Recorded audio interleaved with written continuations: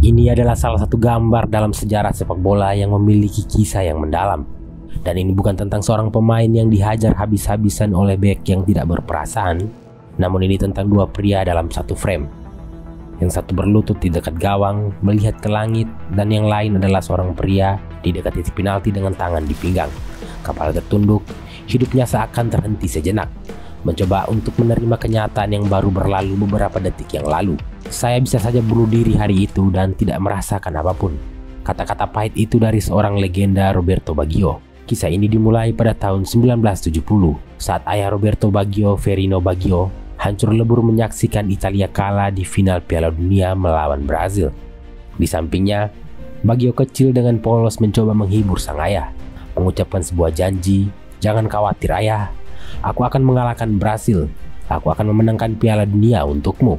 24 tahun berlalu, dengan julukan Il Divin Codino atau si kuncir kuda ilahi, Baggio seorang diri menggendong tim Italia yang sempat terseok-seok hingga ke final Piala Dunia 1994. Dan seolah takdir merestui, lawan mereka di final adalah Brazil.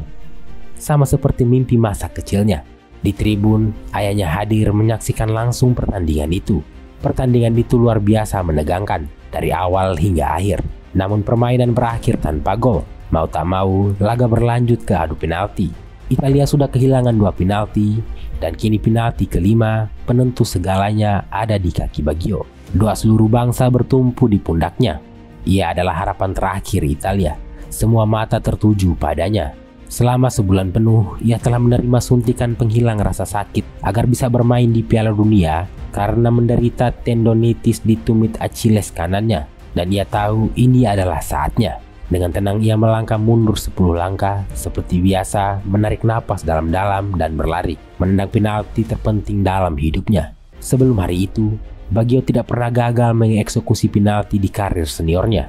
Hari itu ia mengirim bola melambung jauh di atas tribun Rose Bowl.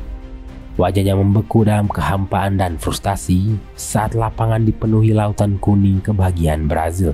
Untuk sesaat, sepak bola bukan lagi olahraga tim. Baggio berdiri sendiri melawan Brazil, sendirian melawan sepak bola itu sendiri. Di lapangan, Anda bisa melihatnya menatap titik penalti untuk waktu yang lama. Tangannya dipinggul, namun tak setetes air mata pun jatuh.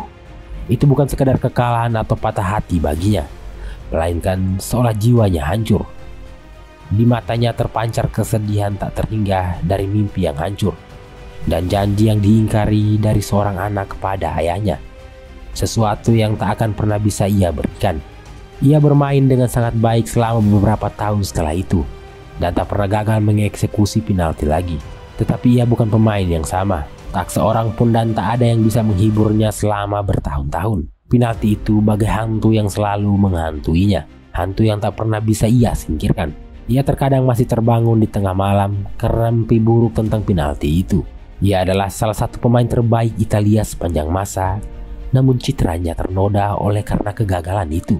Ia adalah pengambil penalti paling produktif di negaranya, namun paling terkenal karena gagal mengeksekusi penalti. Ia adalah pemain yang paling dikagumi di negaranya, namun dikenang karena telah menghancurkan hati mereka. Inilah bagaimana mimpi terbesar Baggio berubah menjadi mimpi terburuknya.